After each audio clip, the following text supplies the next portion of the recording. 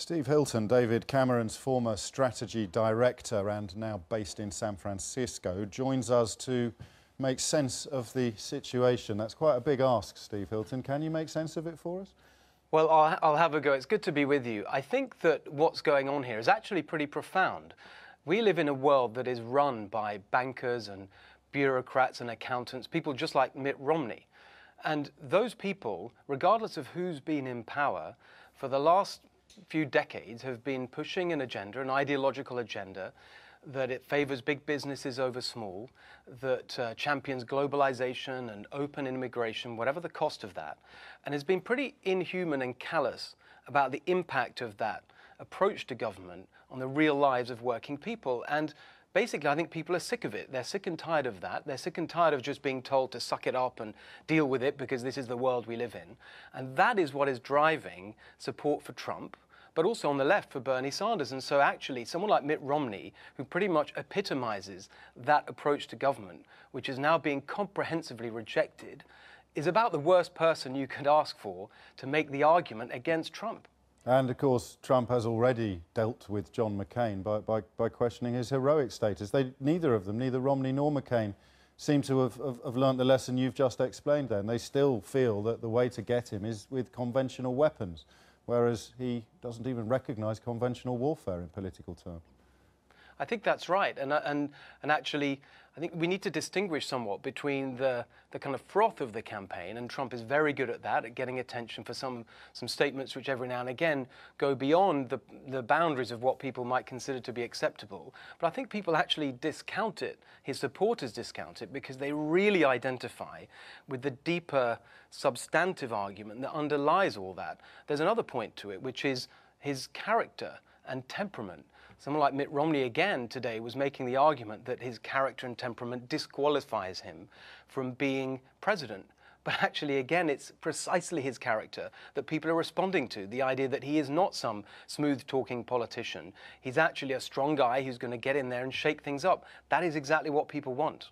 If you were looking after one of his opponents, what would you advise him to do next?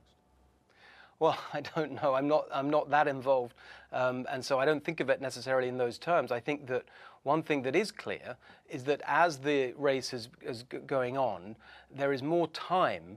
For example, in the presidential debates, there's another one this evening here in the States, for focus on the actual policy agendas of these various candidates and to look at the substance of what they're saying. It seems to me there is more concentration on that, and that will only increase once you get into the general election setting. So I think someone like John Kasich, for example, who is pretty much an also-ran right now in terms of the state of the race. He's the governor of Ohio. He's a very distant fourth in the race of the right now.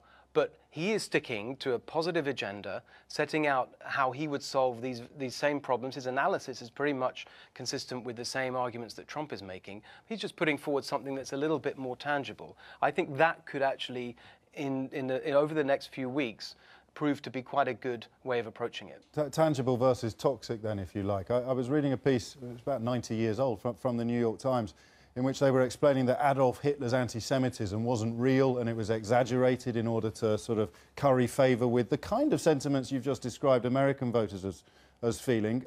History suggests that was a little over-optimistic. Do you think Donald Trump is as nasty as it seems when it comes to his typical descriptions of Mexicans and Muslims, his building of walls and his bans on people of the wrong religion?